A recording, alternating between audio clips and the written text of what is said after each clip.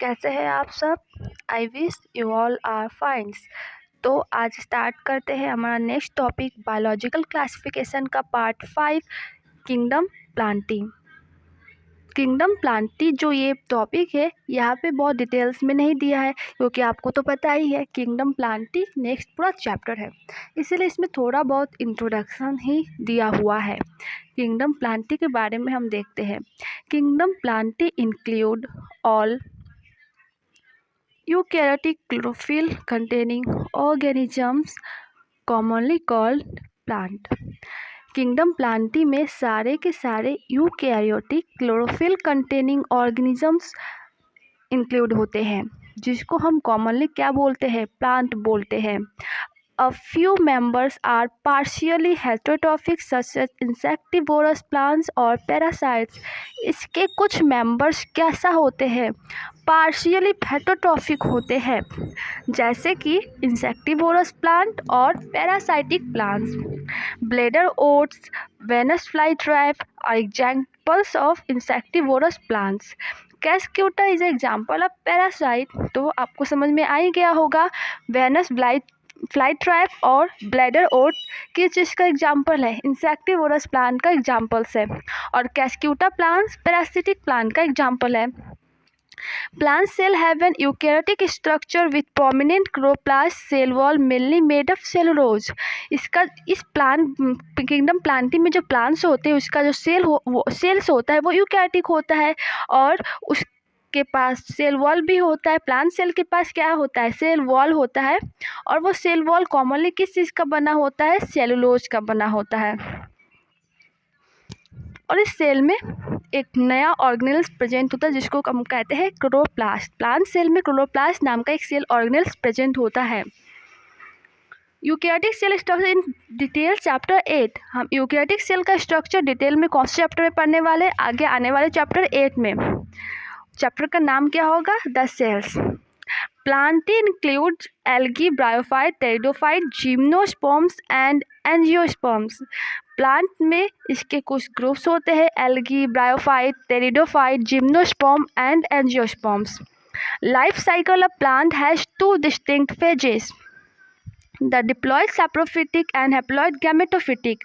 Plant के life cycles में दो डिफरेंट फेजेस होता है, डिप्लॉयड सैप्रोफिटिक फेज और हैप्लॉयड गैमेटोफिटिक फेज। इसके बारे में भी आगे हम किंगडम प्लांटी में पढ़ने वाले हैं।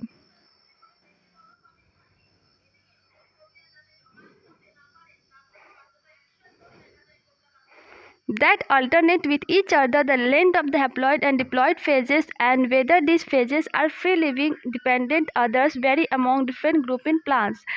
जिसके इंक्लूड हम क्या पढ़ेंगे कि जो प्लांट की फेजेस है वो हैप्लॉइड होगा कि डिप्लॉइड होगा। इसमें whether this phases are free living, phases में प्लांट्स फ्री लिविंग होंगे या फिर दूसरों पे डिपेंडेंट होंगे।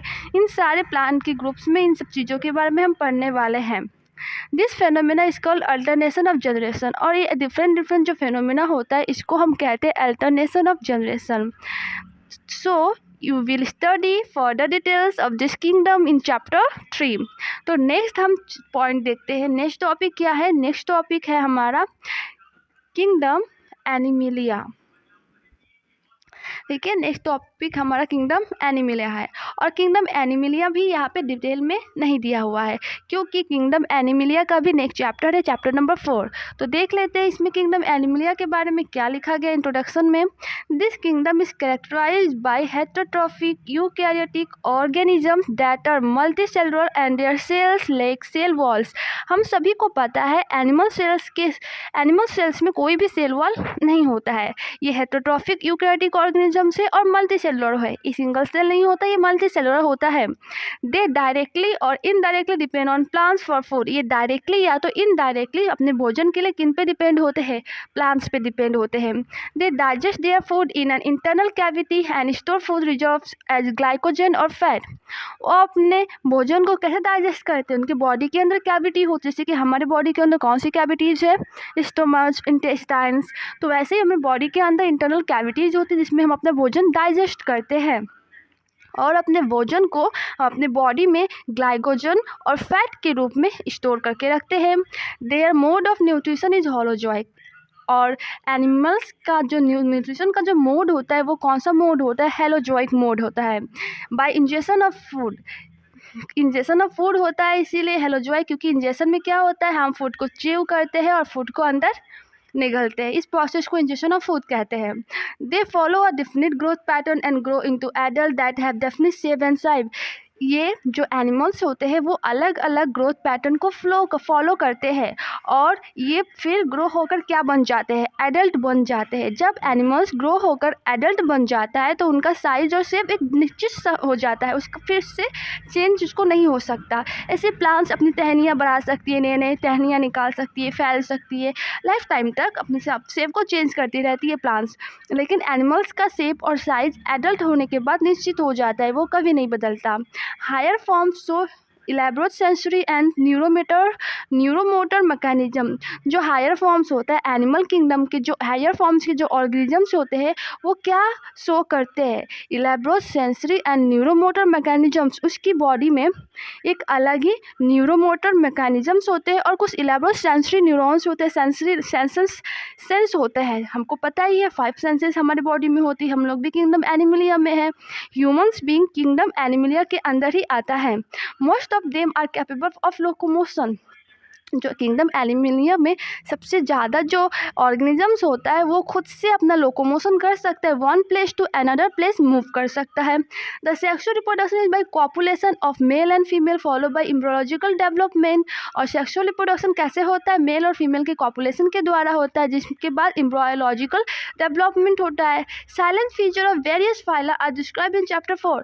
इसके बहुत सारे फीचर्स होते हैं और इसके जो फाइलम्स होते हैं वो हम चैप्टर 4 में डिस्क्राइब करेंगे। नेक्स्ट हम पढ़ेंगे वायरस, वेरॉइड और पेरियंस एंड लाइकेंस के बारे में। Virus, Veroid, Perions and Lichens. In this 5 kingdom classification, Whitaker, there is no mention of lichens and some acellular organisms like viruses, Veroids and Perions. तो ये जो 5 किंगडम्स अभी हम पढ़े, kingdom Monera, kingdom Protista, kingdom fungi, kingdom Plantae and kingdom Animalia, इन 5 kingdom में कहीं भी वायरस का डिस्क्राइब नहीं किया गया, वेरॉइड्स के बारे में डिस्क्राइब नहीं किया गया है, पेरियंस और लाइकेंस के बारे में भी डिस्क्राइब नहीं किया गया है, जो व्हिटकर 5 किंगडम को दिए। 5 किंगडम क्लासिफिकेशन किसके द्वारा इन्वेंट किया गया, व्हिटकर द्वारा, बायोलॉजिस्ट व्हिटकर के द्वारा। लेकिन इन्होंने इन 4 वायरस, वेरॉइड और पेरियंस और लाइकेंस के बारे में किसी भी किंगडम में डिस्क्राइब नहीं किए हैं। These are briefly introduce here. तो इसको ब्रीफली यहाँ पे इंट्रोड्यूस किया जाएगा। ब्रीफली मतलब एक छोटे मोटे परिचय इसके बारे में दिया जाएगा, इंट्रोडक्शन दी जाएगी। तो देखिए क्या इंट्रोडक्शन इसमें दिया गया है। All of us who have suffered the ill effect of common cold or flu know what effects viruses can have on us even if we don't associate it with our condition. हम सभी को कभी ना कभी common cold होता है, flu होता है, तो हम सभी को पता है कि वायरस की क्या इफ़ेक्ट होती है हमारी बॉडी पे, क्या कंडीशंस होती हैं। वायरस के वजह से ही हमें कॉमन कोल्ड होता है और फ्लू होता है। Virus did not find a place in classification since they are not considered true living. Virus को इस 5 किंगडम क्लासिफिकेशन में कहीं भी जगह नहीं मिली, क्योंकि इसको सही मायनों में जीवित माना ही नहीं जाता कि ये जीवित है भी, क्योंकि ये लिविंग ऑर्गेनिज्म जैसा कोई भी कैरेक्टरिस्टिक शो नहीं करता।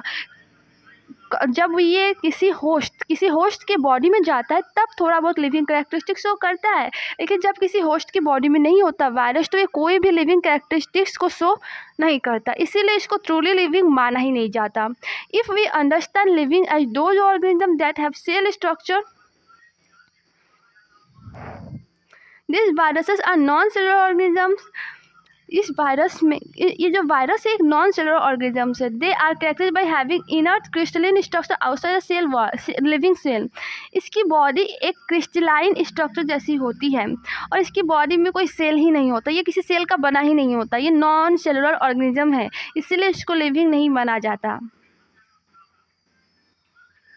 तो यहाँ पे ये क्या है, ये एक वायरस है और ये क्या है, बैक्टीरियोफेज। तो बैक्टीरियोफेज नाम है तो इसका मतलब आपको क्या लगता है कि ये वायरस है कि बैक्टीरिया है? ये वायरस ही है, ये भी क्या है, एक वायरस है, ये भी क्या है, वायरस है। तो देखिए आगे, ये टोबैको मोज़ेक वायरस है जो टोबैको प्लांट्स में होता है, ये बैक्टीरियोफेज है, तो बैक्टीरिया को ख़त्म करके उसको खाता है, मतलब बैक्टीरियोफेज हो जाएगा, बैक्टीरिया को खाने वाला वायरस, ये भी एक तरह का वायरस है। तो देखिए अभी क्या लिखा गया,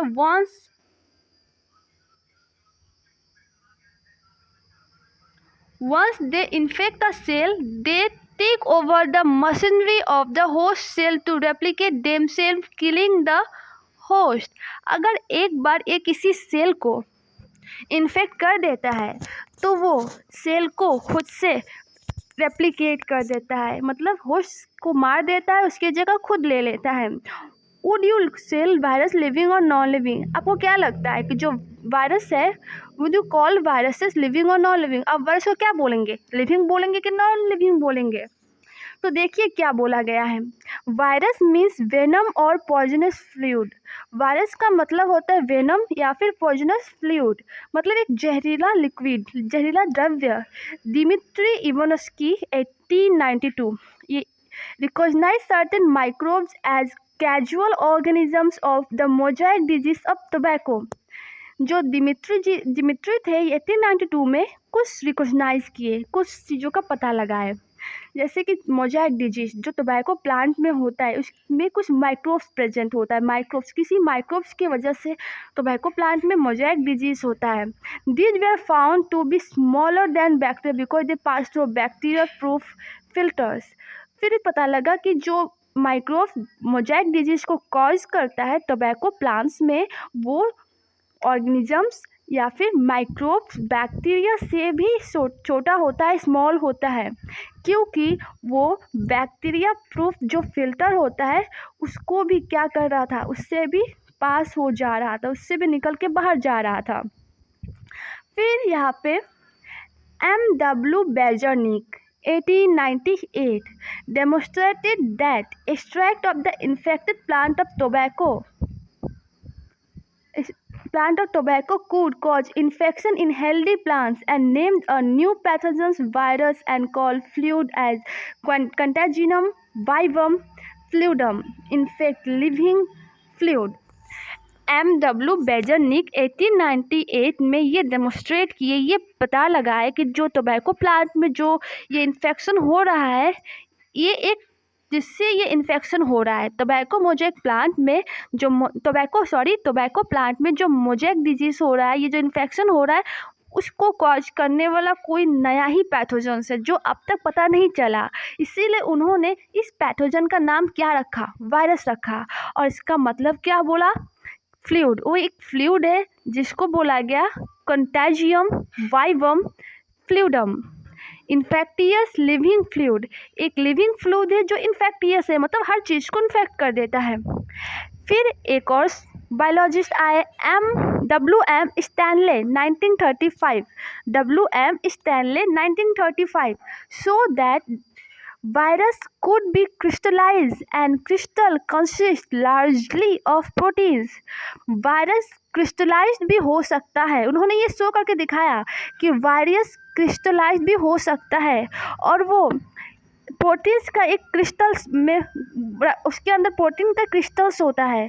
दे are inert outside their specific host cell. Virus और ऑब्लिगेट पैरासाइट, वो क्या करता है, जो उसके होस्ट सेल्स होते हैं उसके बाहर इनर्ट हो जाते हैं, पहले उसके बाहर ही वो इनर्ट मतलब सेट हो जाता है, फिर धीरे धीरे उस होस्ट सेल को इन्फेक्ट करता है, उसकी बॉडी में वो अपने डीएनए को, अपने अंदर की जो भी डीएनए आरएनए है वो उसके अंदर इंसर्ट करता है, और फिर वो क्या करता है, वो अपने आप को उस होस्ट सेल को किल करके रेप्लिकेट कर लेता है, मतलब उस होस्ट सेल की जगह अपने आप को वो ला देता है, रेप्लिकेट कर लेता है। ये एक तरह का ऑब्लिगेट पैरासाइट है। ये क्या है, एक पैरासाइट जैसा काम करता है, दूसरे सेल्स के बॉडी से ही अपना न्यूट्रिशन प्रोटीन्स जो भी है वो एब्जॉर्ब करता है। In addition to protein virus also contain genetic materials. Protein के अलावा भी वायरस में क्या होता है, जेनेटिक मटेरियल्स होता है। That could be either RNA और डीएनए, उसमें से या तो उसके पास आरएनए होगा या तो डीएनए होगा। No virus contain both RNA DNA, किसी भी वायरस में आरएनए और डीएनए दोनों नहीं होता, किसी में आरएनए होता है तो किसी में डीएनए होता है। A virus is a nucleoprotein and genetic materials is infectious. Virus क्या होता है, न्यूक्लियोप्रोटीन, वायरस में होता है न्यूक्लियोप्रोटीन्स जो, और उसके जेनेटिक मटेरियल्स कैसे होते हैं, इन्फेक्टियस होते हैं, उसके जेनेटिक मटेरियल्स दूसरे सेल्स को इन्फेक्ट कर देता है। In general, viruses that infect plant have single-cell stranded RNA and viruses that infect animals have either single or double-stranded RNA और double-stranded DNA। जो वायरस प्लांट्स को इन्फेक्ट करता है उन वायरसेस में सिंगल स्ट्रैंडेड आरएनए होता है, मतलब एक सिंगल सा स्ट्रैंड होगा जो आरएनए होता है। और जो वायरस एनिमल्स को इन्फेक्ट करता है या तो उसके पास सिंगल आरएनए होगा या तो उसके पास ऐसे डबल आरएनए होगा या तो उनके पास क्या होगा, डबल डीएनए होगा। आया समझ में? ऐसे कौन से जेनेटिक मटेरियल्स होंगे जो ऐसा वायरस जो वायरस एनिमल्स को इन्फेक्ट करता है या तो उनके पास सिंगल आरएनए होगा या तो डबल आरएनए होगा या तो डबल क्या होगा, डीएनए होगा।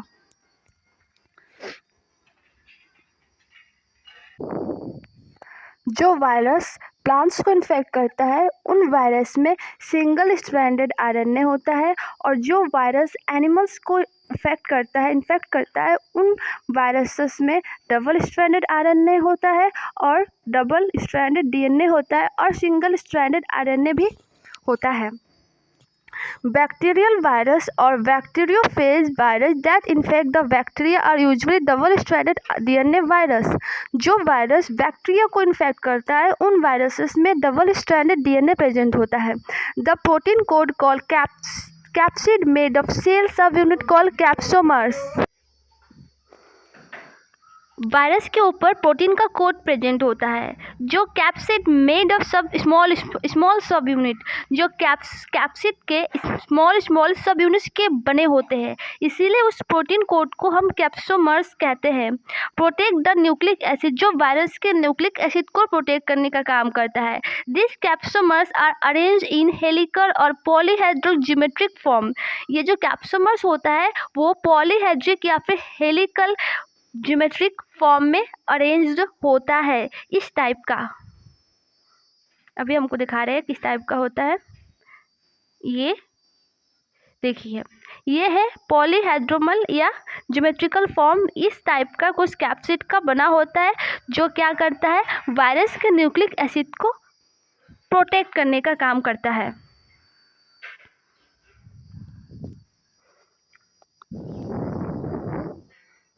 Virus cause disease like mumps, smallpox, herpes, and influenza. Virus mumps, smallpox, herpes and influenza जैसे डिजीज को कॉज करते हैं। AIDS in humans is also cause by virus. Humans में जो एड्स डिजीज होता है ये भी वायरस के कारण होता है। In plant the symptoms can be mosaic formation, और प्लांट में मोज़ेक फॉर्मेशन में इसके सिम्टम्स देखने को मिलते हैं जिसमें लीफ रोलिंग, लीफ रोल्स बन जाते हैं, कर्ली बन जाता है, yellowing and veins clearly droppings and stunt growth. जो लीफ होते हैं वो पीले पीले हो जाते हैं, वेन्स दिखने लगते हैं, पत्तों के जो वेन्स होते हैं वो दिखने लगते हैं, प्लांट की साइज ड्वार्फ रह जाती है, स्टंटेड ग्रोथ, उसकी ग्रोथ होने में स्टंट मतलब बाधा डालती है। वायरस प्लांट को भी इन्फेक्ट कर देता है, इसकी वजह से काफ़ी सारे बैड इफ़ेक्ट होते हैं प्लांट्स और एनिमल्स दोनों पे। अब नेक्स्ट हम पढ़ेंगे viroid. In 1971, Theo Diner discovered a new infectious agent that was smaller than virus caused potato spindle tuber disease. Theo Diner 1971 में एक नया इन्फेक्टियस एजेंट को डिस्कवर किया जो वायरस से भी छोटा होता है, जो पोटैटो में स्पाइंडल ट्यूबर डिजीज को कॉज करता है। It was found in the free RNA, इनमें फ्री आरएनए प्रेजेंट है। इट लैक प्रोटीन कोड, इसमें कोई भी प्रोटीन कोड नहीं होता, जैसे वायरस में होता है वैसा कोई भी प्रोटीन कोड वायरॉइड में नहीं होता। हेंस द नेम वायरॉइड, इसीलिए इनका जिसका नाम वेरॉइड रखा गया। The RNA of viroid was a low molecular weight, और जो वेरॉइड का RNA होता है उनका मॉलिक्यूलर वेट बहुत कम होता है। नेक्स्ट है पेरियंस। पेरियंस in modern medicine certain infectious neurological disease were found to be transmitted by the agents consisting of abnormally folded protein. Modern medicine में एक सर्टेन इन्फेक्टियस न्यूरोलॉजिकल डिजीज पाया गया जो ट्रांसमिट होता है एक एजेंट के द्वारा। एक एजेंट है जो इस बीमारी को ट्रांसमिट करता है one organism to another organism.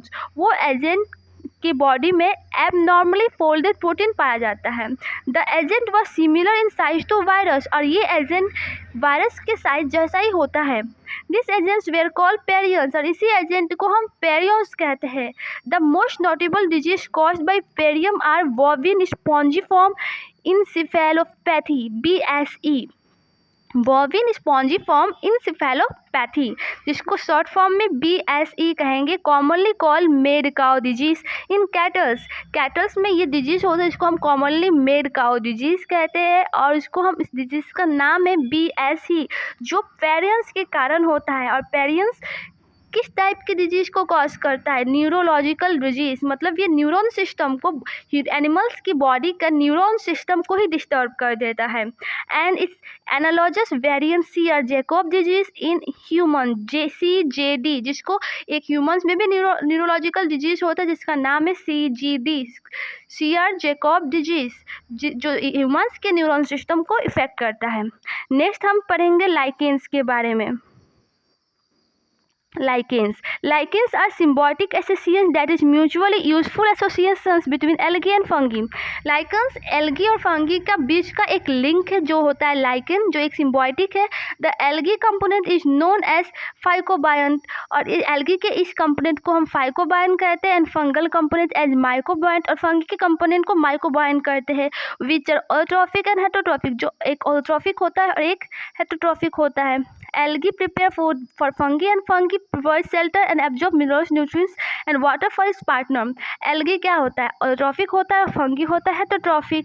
तो algae क्या करता है? अपना algae fungi के लिए भोजन प्रिपेयर करता है, और fungi algae को shelter प्रोवाइड करता है, रहने की जगह प्रोवाइड करता है फॉर इस पार्टनर, और फंगी अपने पार्टनर मतलब एल्गी से न्यूट्रिएंट्स और वाटर को एब्जॉर्ब करता है। So close is the association that if one saw a lichen in nature one would never imagine that they had two different organism within them. अगर हम कहीं nature में lichen को देखते हैं तो वहाँ पे क्या हम इमेजिन कर सकते हैं? हमें भी कभी नहीं सोचते होंगे कि वहाँ पे दो ऑर्गेनिजम्स है जो एक ऑर्गेनिज्म को फॉर्म कर रहा है, लाइकन को फॉर्म कर रहा है। लाइकन को फॉर्म करने के लिए दो ऑर्गेनिज्म प्रेजेंट होता है, दो अलग अलग ऑर्गेनिजम्स, एक होता है एल्गी और दूसरा होता है fungi. Lichens are very good pollution indicator. They do not grow in polluted areas. Lichen एक बहुत ही अच्छी pollution indicator है जो pollution को indicate कर सकता है।